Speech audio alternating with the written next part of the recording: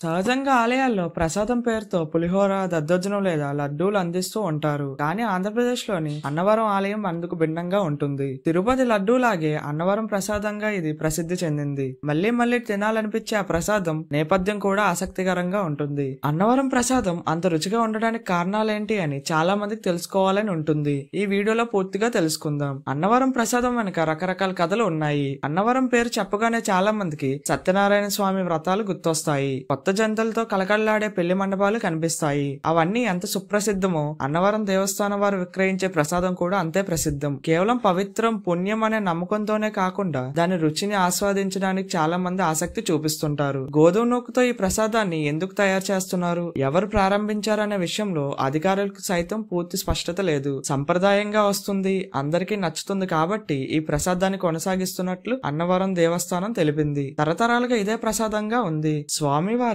గోధుమలతో తయారు చేసిన పదార్థాలతో చేసిన నైవేద్యం సమర్పించడం ఆచారం. దాన్నే భక్తులు చాలా ఇష్టంగా స్వీకరిస్తూ ఉంటారు. అందుకు అనుగుణంగా పెద్ద మొత్తంలో ప్రసాదం తయారీకి ఏర్పాట్లు చేశారు. దాతల సహాయంతో కొత్తగా సాంకేతిక సదుపాయాలు కల్పించి తయారీ వేగంగా సాగేందుకు ఏర్పాట్లు చేసుకున్నారు. గతంలో కట్టెల పొయ్యి మీద ప్రసాదం సిద్ధం చేసేవారు. ఏటా 1,50,00,000 ప్రసాదం ప్యాకెట్లు తయారు చేసి అమ్మేవారు. 150 గ్రాముల నుండి ప్రసాదాన్ని అన్నవరం మీదకు ప్రయాణం చేసేవారు కూడా కొనుక్కొని వెళ్తుంటారు. 1900 సంవత్సరానికి పూర్వం బ్రిటిష్ కాలంలో అన్నవరం మీదుగా రైల్వే లైన్ నిర్మాణం అయింది. కలకత్తా, చెన్నై మధ్య ప్రధాన రోడ్డు, రైలు మార్గాలు అన్నవరం మీదుగా వెళ్తుంటాయి. రైలు కట్ట నిర్మాణంలో ఉత్తరాది కూలీలు పనిచేసేవారు. వారంతా గోధుమతో చేసిన ఆహారం స్వీకరిస్తూ ఉంటారు. కాబట్టి వారి ఆహార పదార్థాల్లో ఒకటైన ఈ రకమైన వంటకాన్ని నేర్చుకున్న స్థానికులు స్వామివారికి నైవేద్యంగా పెట్టడం ప్రారంభించారు. గోధుమ నూకకి పంచదార, నెయ్యి జోడించడంతో వచ్చిన రుచి అందరికీ నచ్చడంతో దాన్నే ప్రసాదంగా ఇవ్వడం మొదలైంది. తర్వాత కాలంలో ఆలయం దేవాదాయ శాఖ పరిధిలోకి వెళ్లడం, అన్నవరం దేవస్థానానికి దూర ప్రాంతాల నుంచి వచ్చే వారి సంఖ్య పెరగడంతో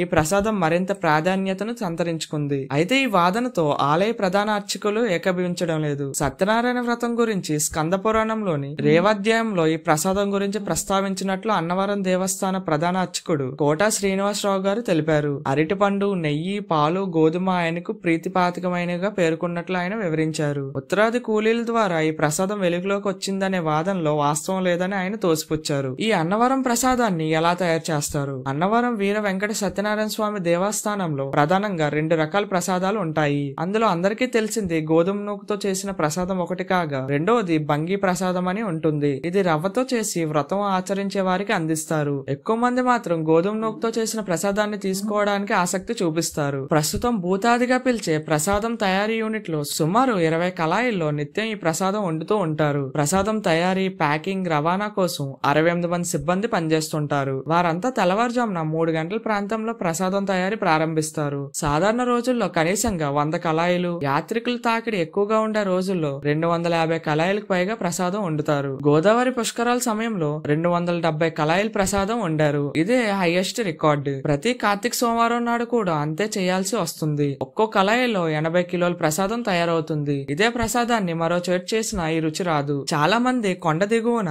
ఇదే ముడి పదార్థాలతో ప్రయత్నించారు, కానీ రుచి మారిపోయింది. ఇంత రుచి కేవలం కొండపైన ఆలయం ప్రాంగణంలోనే మాత్రమే వస్తుంది. అందుకే దీనికి అంత ప్రాధాన్యత.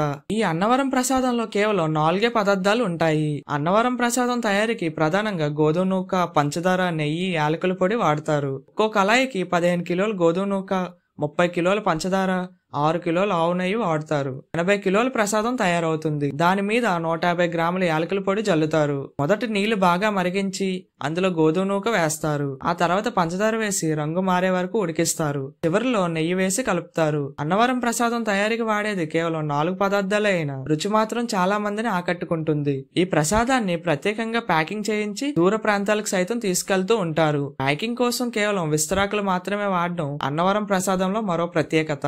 చాలా మందికి అన్నవరం అనగానే ఫస్ట్ సత్యనారాయణ స్వామి గుర్తొస్తారు. ఆ తర్వాత ఈ ప్రసాదమే గుర్తొస్తుంది. నేషనల్ హైవే 16 పై వెళ్లే వారి కోసం అన్నవరం బైపాస్ రోడ్ లో ఓ కౌంటర్ ప్రారంభించారు. దేవస్థానం ఆధ్వర్యంలో ప్రసాదం విక్రయిస్తూ ఉంటారు.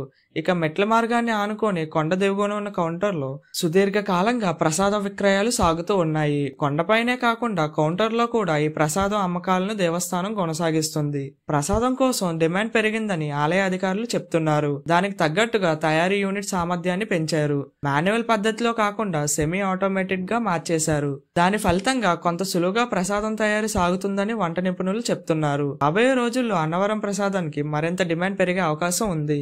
ప్రసాద విక్రయం ద్వారా ఆలయానికి పెద్ద మొత్తంలో ఆదాయం కూడా వస్తుంది. ప్రసాదం నాణ్యతకు అనుగుణంగా మూల పదార్థాలను నిత్యం పర్యవేక్షిస్తూ ఆలయ విశిష్టను కాపాడేందుకు ప్రయత్నిస్తున్నారు. అన్నవరం ప్రసాదం గోధుమ నూకలతో తయారు చేయడం వెనుక అసలు కారణాలపై భిన్నమైన వాదనలు ఉన్నప్పటికీ ఆ ప్రసాద రుచి విషయంలో మాత్రం అందరికీ ఒకే అభిప్రాయం ఉంటుంది. ఈ వీడియో మీకు ఇన్ఫర్మేటివ్ గా అనిపిస్తే లైక్ చేసి మీ ఫ్రెండ్స్ అండ్ ఫ్యామిలీకి మన వీడియోని షేర్ చేయండి. ఇలాంటి ఎన్నో ఇన్ఫర్మేటివ్ వీడియోస్ కోసం మన ఛానల్ సబ్స్క్రైబ్ చేసుకొని మన పక్కన గన్ సింబల్ యాక్టివేట్ చేసుకోండి.